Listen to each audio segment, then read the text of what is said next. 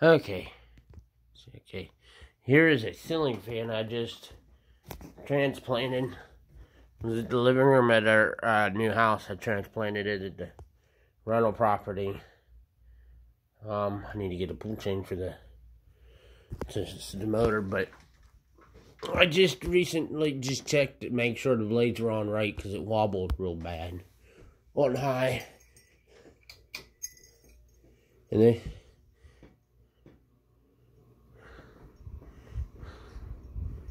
to the point where you really can't use it.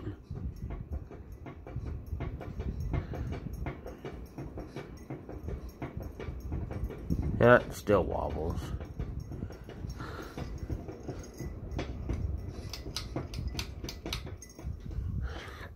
I have the rest of the globe put up. So thank you for watching. If you have a comment, please leave one.